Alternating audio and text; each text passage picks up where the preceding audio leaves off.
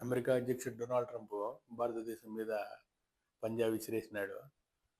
ఇప్పుడు మన వంతు వచ్చింది. ఇంతకుముందు గోటిమాలా, పెరు, హోండరా దేశాలకు వాళ్ళ అక్రమ వలసదారులను పంపించేసినాడు. యాక్చువల్గా మనం వచ్చేసి 3వ స్థానంలో ఉన్నామన్నమాట. మొదట మెక్సికో, 2 సాల్వడార్, ఆ తర్వాత మనం అక్రమ వలసదారులు ఉండేటటువంటి దాంట్లో మొత్తం 7,25,000 మంది ఇల్లీగల్గా ఉన్నారంట యుఎస్లో. దీంట్లో 20,000 మందిని గుర్తించిండారు. దాంట్లో 18,000 మందిని ఫైనల్గా రిమూవ్ చేయాలనుకున్నారంట. 2,000 మంది మీద డేగ కన్నేసింది ప్రభుత్వము. ప్రస్తుతానికైతే ఒక 205 మందిని ఈరోజు మన భారతదేశానికి పంపించేసినారు. అమృత్సర్లో దిగుతా ఉన్నారు అందరూ. ఆల్రెడీగా ఈ గాటిమాలా, పెరు, ఆండోరా దేశాలకు మిలిటరీ విమానాల్లో పంపించినారు. యాక్చువల్గా మిలిటరీ విమానాల్లో పంపించడం ఖర్చు ఎక్కువ అంట.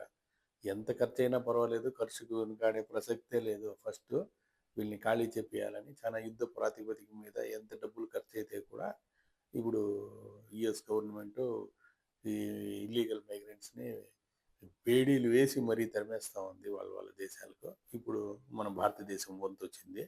మొదటగా 205 మంది భారతీయ పౌరుల్ని ఈ United states of America C-17 అనే సైనిక విమానంలో ఈరోజు భారత్కు పంపిస్తూ ఉంది. ఇది పంజాబ్లోని అమృత్సర్లో ఉదయం దిగే ఆస్కారం ఉంది. సుమారు 24 గంటల సేపు ప్రయాణం అవుతుంది అని అంటా ఉన్నారు.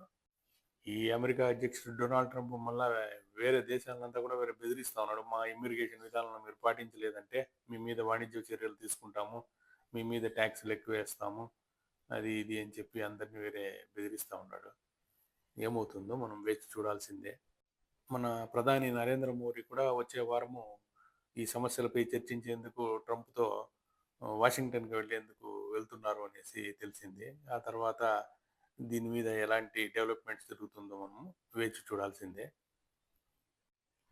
అక్రమంగా వలస వచ్చిండే ప్రతి వ్యక్తిని ఒకే విధంగా కాకుండా వాళ్ళ వ్యక్తిగత పరిస్థితులను పరిశీలించి హేతుబద్ధమైన నిర్ణయం తీసుకుని ఉంటే బాగుండు. శరణార్థులు, నిర్బంధ బహిష్కరణకు గురైన కుటుంబాల వంటి కేసుల్ని ప్రత్యేకంగా చూసి ఉంటే బాగుండు. అంతేకాకుండా ఈ అక్రమ వలసదారుల్ని అవసరమైన స్థాయిలో నైపుణ్యాలు కలిగిన వ్యక్తులకు కూడా తాత్కాలికంగా వీసాలు ఇచ్చి వాళ్లకు పని కల్పించి అక్రమ వలసలు కొంచెం తగ్గించింటే బాగుండు అని నేనైతే అనుకుంటూ ఉన్నాను.